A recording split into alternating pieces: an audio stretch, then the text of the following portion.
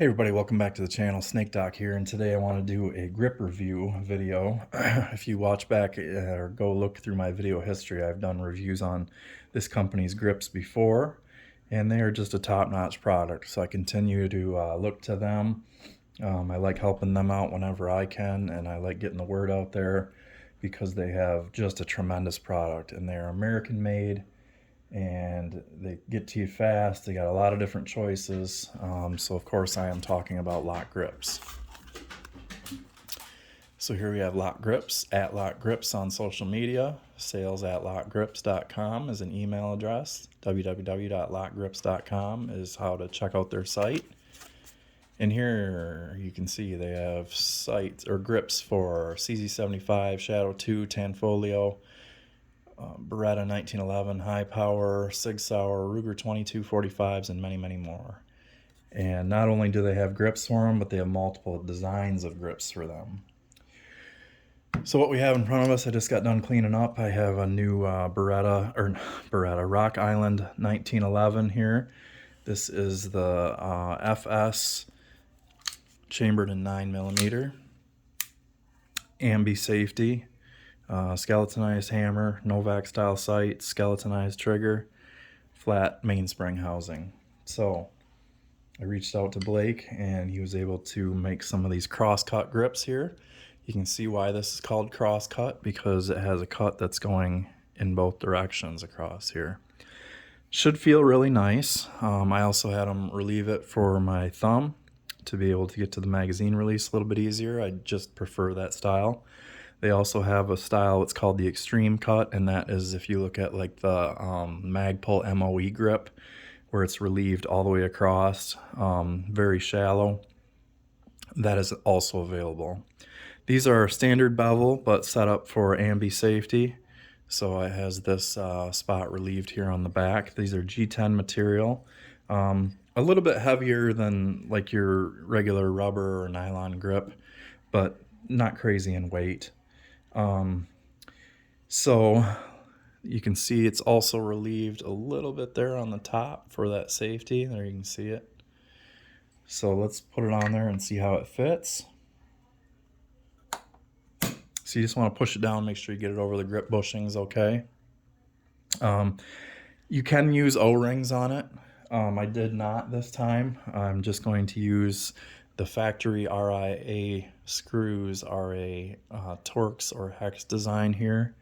I'm just using actually a Torx on it here, so I'm just gonna spin those down carefully. You just don't want to strip out any holes or anything like that, so I use a T-handle here. And once you feel them getting snug, just kind of stop until you get your next one in. Just take your next screw. If you had O-rings, you could either slip the O-ring over the screw threads, or you could put it down in the recess of the grip. So I always go in reverse function or reverse direction first to make sure that I've centered my screw in the bushing, and then I just continue to work it down until it gets snug. So now they're pretty snug, so I'm just going to give them a slight quarter turn until they fully seat. And I'm just going to leave them at that. So here we go. I'll go ahead and do the same thing on the other side here. This gun, I do intend on putting a drop-in mag well on. So when I do that, I'm going to make a video, because I didn't know that I was going to do that right away, so I didn't have them make that. They can make their grips set up for several different mag well designs. And I just wasn't sure I was going to do that, and then I decided I'm going to do it on it. So therefore, I am going to have to relieve these grips slightly. The nice thing about G10 material is that it's a layered material. So this one happens to be gray and black. So with each layer that I'm taking down, when I go to remove it, I'll be able to see the depth of how far I've gone to remove material to make that mag well fit on there. Let me get my arm out of the way here. So that's seated, so I'm just going to do that slight turn beyond, and that's good. Rock Islands use this pin. It's kind of a different way Not every company does a pin like that for the ambi safety, but here we can see that it's fully functioning and it's not interfered with at all by the grip. So it's good to go in that regard, right? So I'll show we have a cleared firearm here, no magazine in there. So I am going to dry fire here, run the slide, reset, and pull. So we are good. And talk about a grip improvement, right? So this is, they come with, it's like a layered rubber grip, textured rubber, double diamond, Rock Island logo there in the middle. Look at that difference. Let's talk about grip feel. Crosscut design, very, very comfortable, not overly aggressive in my hand. Feels really good. Looks really good.